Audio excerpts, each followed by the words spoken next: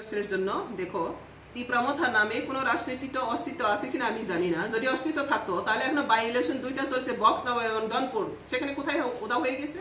যদি কোনো opposition party হয়, পৃথিবীতে এমন কোনো ইতিহাস নেই যেখানে অপোজিশন পার্টি ইলেকশনে লড়াই করে না, কেন করতে পারছে না?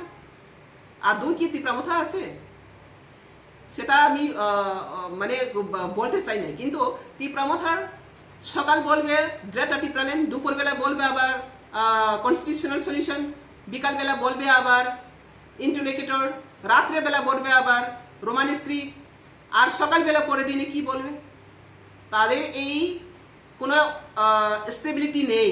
বলতে পারে এটা সময়ের সাথে, এটা টাইমের সাথে চেঞ্জ হতে থাকে। কোনো vision, there is no any vision any mission.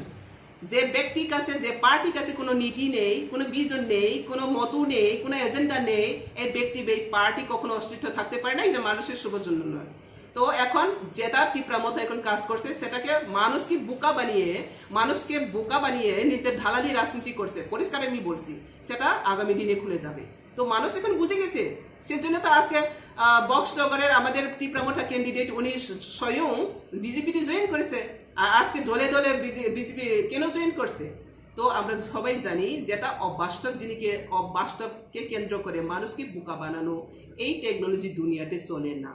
তো তীব্রামথা যতই বলুক, তীব্রামথার সম্বন্ধে মানুষ অলরেডি অবগত হয়ে গেছে। তীব্রামথা আগামী দিনে কোনো চিহ্ন থাকবে না, নিশ্চিহ্ন হয়ে যাবে। তীব্রা যে উন্নতি, যে রথ চলছে, এই উন্নতিকে রোকার জন্য তীব্রামথা হোক বা যে কোনো পার্টি হোক, কেউ দাঁড়াতে পারবে না।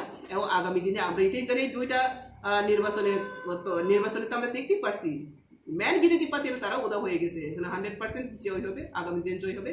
তীব্রামথা যে বিশেষ করে জনজাতির মধ্যে যে বিশৃঙ্খলা সৃষ্টি করছে তীব্রামথার নামে, এই বিশৃঙ্খলা থেকে মুক্তি হওয়ার জন্য মানুষ চায়। আর এখানে আমরা সবাই একত্রভাবে এই বিশৃঙ্খলা থেকে, দালালি থেকে, মানুষকে দালালি করা রাজনীতি, এটা তীব্রা কালচার নয়। তীব্রা জনজাতিরা অনেক অনেস্টি, কমিটেড, তাদের কাছে একটা বিশ্বস্ত আছে। এই বিশ্বস্তকে দালালি করে, ব্যবসা করে, রাজনীতি করা, এটা থেকে মুক্তি চাই মানুষ। তো এই মুক্তিটা আমরা সবাই মিলে মুক্ত করবে। তীব্রামথার নামে যে এখন বিষাক্ত যে ত্রিপুরা রাজ্যে বা জনজাতির মধ্যে যে রাজনৈতিক কলঙ্ক হচ্ছে, এই কলঙ্ক ইতিহাস থেকে আমরা সবাই মিলেই রিমুভ করব।